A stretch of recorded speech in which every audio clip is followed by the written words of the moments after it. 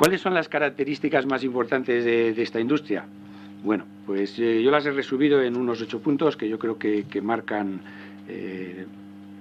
claramente los aspectos más importantes de esta industria. Primero, es una industria transversal, en el sentido de que es una industria que muchas veces atraviesa muchos sectores. Como es una industria tan transversal, pues acotar este sector a veces es muy difícil, pero en general yo creo que todo el mundo coincide en que el núcleo más importante de este sector lo forman aquellas empresas que proporcionan los medios y servicios que son críticos para ejecutar las misiones que nuestra Constitución encomienda a las Fuerzas Armadas. Estoy hablando de aviones, vehículos, buques, sistemas de mando y control, sonares, sistemas de inteligencia, etcétera, etcétera. Esto dota evidentemente al sector de un carácter estratégico. ¿Qué produce esta empresa, este sector? Pues unos bienes habitualmente bastante complejos. Son bienes con unas elevadas prestaciones que exigen una complejidad técnica y normalmente exigen la integración de diferentes componentes y subsistemas. Esto hace que normalmente esta industria tenga una cadena de suministro especialmente extensa. El problema es que esta cadena cada vez está más globalizada y es más difícil mantener en las fronteras nacionales. Es una industria también tecnológicamente intensiva, ya que un equipo de defensa mejor, pues muchas veces en ocasiones marca la diferencia entre el éxito y el fracaso de la misión. ¿Cuál es la consecuencia? Pues una innovación constante. Y muchas veces estas industrias necesitan una masa crítica para afrontar determinados proyectos. Hay proyectos que si no se tiene esa masa crítica no se pueden desarrollar. Por lo tanto, también el papel de la investigación y desarrollo es fundamental. El alto coste de esta actividad, el ambiente especialmente adverso para tomar decisiones correctas y los inciertos retornos que muchas veces produce esta actividad hace necesario el apoyo estatal. Es decir, las empresas privadas no tienen capacidad, no pueden arriesgarse, no tienen fondos o capacidades internas suficientes para afrontar estos riesgos y necesitan un cierto apoyo estatal. Otro aspecto también muy importante es que la demanda suele ser irregular. En el ciclo de adquisición pues hay un pico de compras o de I+D, etcétera, pero luego los sistemas son muy caros, duran muchos años y vienen picos de bajada. Entonces los activos que tienen las empresas pues a veces no se les saca todo el rendimiento, todo el jugo que se les podría sacar. De síntesis, coordinación, orientación y alineamiento.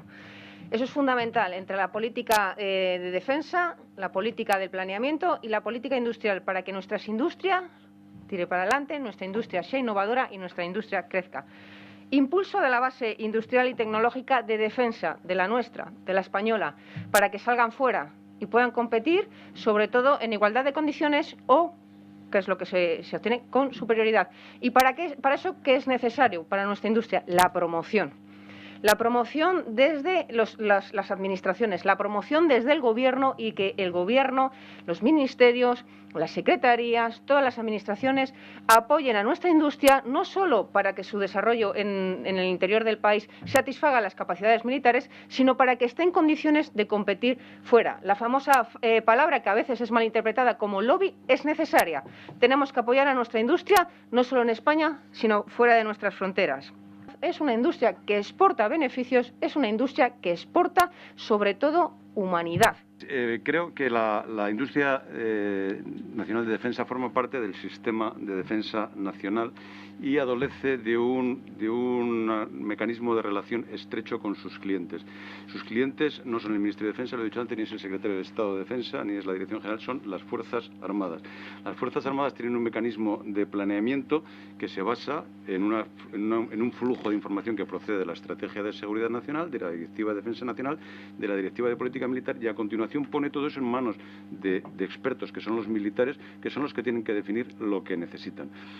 Creo que existe un contacto diario, cotidiano y oficioso con los militares, pero creo que se tiene que regularizar y normalizar en foros como este, en el que participen industria y militares, en el que unos expongan sus procesos de planeamiento, que en el caso de las Fuerzas Armadas lo dirige, lógicamente, el Estado Mayor de la Defensa y la División de Planes del Estado Mayor, y tiene un comité de planeamiento en el que van inyectando todas las perspectivas que proceden de estos documentos que he citado en un horizonte temporal de 15 años vista, el más largo, de 6 el mediano y de 3 el corto, y metiéndolo en los ciclos de planeamiento de cada 6 años. Yo creo que esto es muy importante y se tiene que normalizar sin que se caiga en el espionaje, en el privilegio, sino que para eso hay que normalizarlo, regularizarlo y hacerlo público y colectivo, no en función de vectores amistosos exclusivamente. En primer lugar, lo que ha dicho la diputada Zaida, la base tecnológica de la industria es importante. No cabe duda que hay grandes empresas y son las tractoras y que son importantes porque dan respuesta de manera permanente a programas presupuestarios importantes, pero con ellas coexisten unas empresas dinámicas, flexibles, que muchas veces la industria grande, las empresas grandes tractoras las necesitan, que son capaces por sí mismas de presentar desarrollos y productos de sus sistemas que de alguna manera dan respuesta a la cadena de suministro, muchas veces por la tecnología y la importancia de su producto, y otras veces porque la gran empresa, pues las que hay aquí, que Airbus, General Dynamics, Navantia, lo hacen por racionalizar temas económicos. No cabe duda que esta empresa y la que representamos nosotros atiende a la calidad de vida del soldado.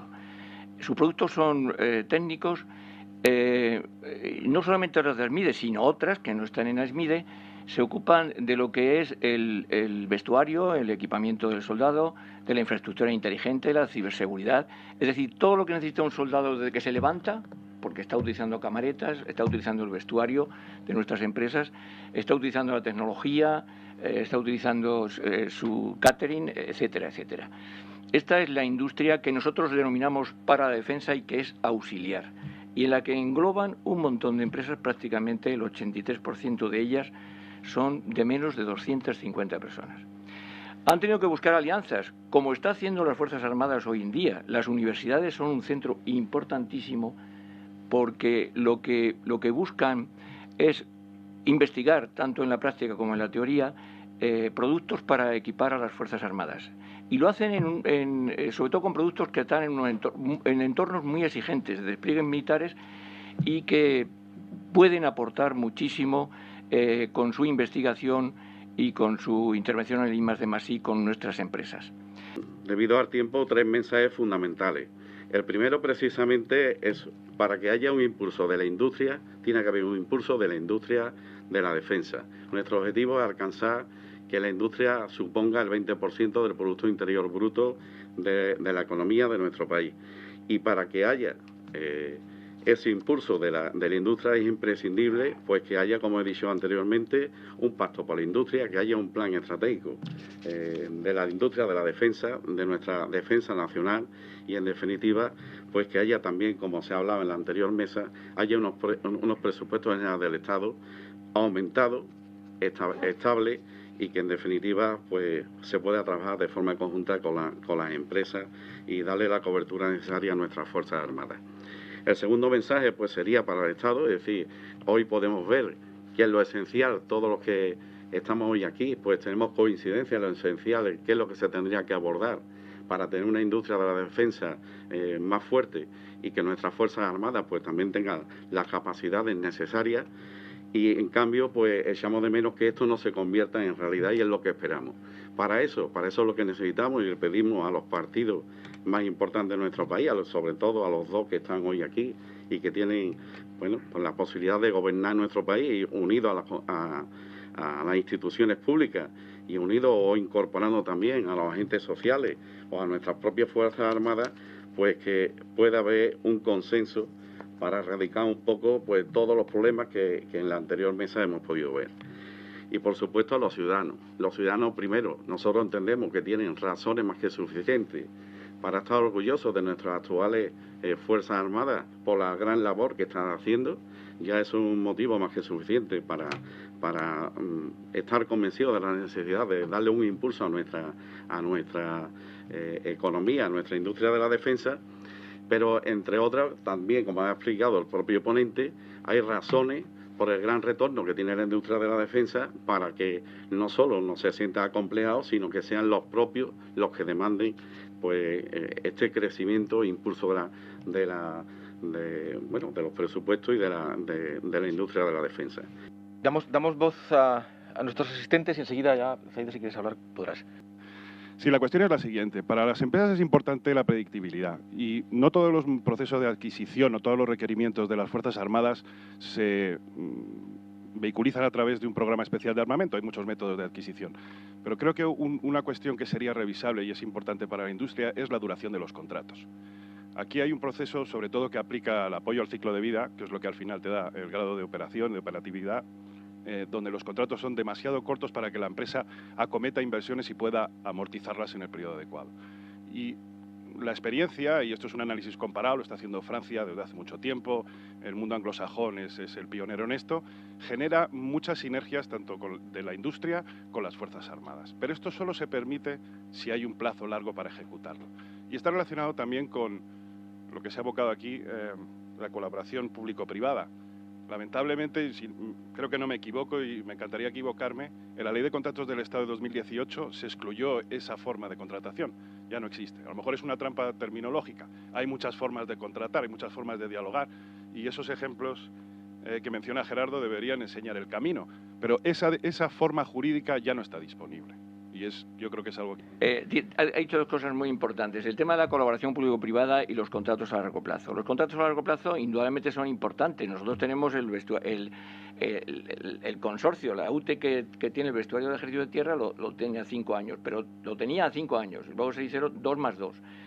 ¿Por qué es bueno? Y en otros países lo hacen a 20 años o hacen a 10, porque la industria necesita indudablemente maquinaria, planeamiento, incluye costes financieros y, lógicamente, lo tiene que hacer. Si va a haber una licitación para 2 años, no se presentan. ¿Por qué no se presentan aquí en España al contrato nuestro, licitación del vestuario del Ejército de Tierra? Pues porque las empresas europeas no les interesa, no tienen rendimientos.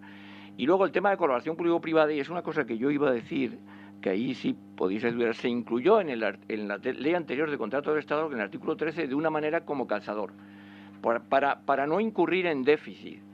De alguna manera se hacía colaboración y nosotros lo hemos defendido. Quisimos hacer la base logística y podía reponerse. Hoy está contemplado como concesión. En la concesión se puede realizar, pero era más claro la colaboración público-privada. ¿Por qué? Porque permite inversión por la parte privada para recuperar en el tiempo, con una inversión a largo plazo, por parte de rendimientos de ahorro que hace la Administración. Y sería importante reponerle. Y no se utilizó en aquel momento porque era residual.